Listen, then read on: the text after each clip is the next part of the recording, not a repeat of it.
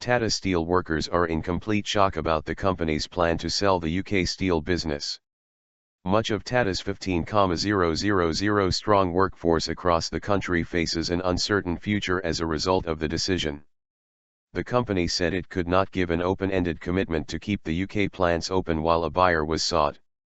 Worker Scott Garden said, "The fact all that could be taken away from us is a massive shock to everyone that supplies steel." Mr. Garden is employed at the Corby plant, where work has included making steel tubes for the Wembley Arch, London Eye and the Olympic Stadium. He said, "We're all in complete shock, we've all got families. We want to come here to work, we want to produce steel, we want to make money." National security.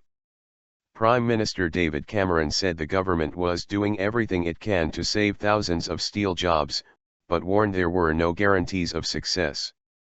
Kaushik Chatterjee, a group executive director of Tata Steel, told the BBC the company wanted to move quickly to secure a sale. Conservative Corby MP Tom Pasglove said the steel industry was fundamental to ensuring our national security. "You never know what the future holds, and it is unacceptable to rely upon the prospect of importing steel during any period of national crisis or emergency," he said. "I believe that all options must be on the table and nothing should be ruled out. For example, if a short period of public ownership of these Tata plants is required, in order to facilitate a buyer stepping in, then this should be strongly considered. We simply cannot afford to lose our steel industry." Rotherham Council leader Chris Reed said help was now needed either from a private firm or the government.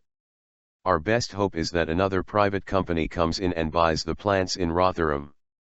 If that doesn't happen and the government does refuse to step in, I think the future does look potentially bleak." He said about 400 companies in the wider Sheffield City region were in the Tata supply chain. "You are looking at thousands of jobs potentially being affected. It has a huge impact on the staff who work at Tata and their families, but it is also one of those key iconic Rotherham industries," he said. Rotherham convenience store owner Vinny Singh said his business would lose about £2,000 a week if the plant next door shuts. "We open especially for them at 5 in the morning because of the night shift and the day shift turnover. We wouldn't open at that time otherwise. They're in and out of the shop for fags and newspapers constantly. It will have an impact on us, that's for sure." John Healey, Labour MP for Wentworth and Dearne, whose constituency covers the Rotherham plant, said, "This is a plant, together with Stocksbridge, that makes some of the best engineering steel anywhere in the world. For the last few years it has broken even or made a profit, so it is a real goer.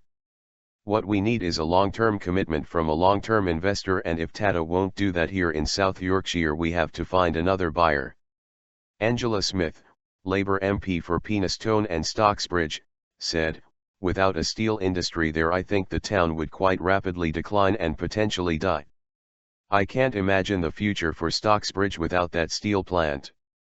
The plants in Wednesbury and Wensfield in the West Midlands say there is no risk to jobs.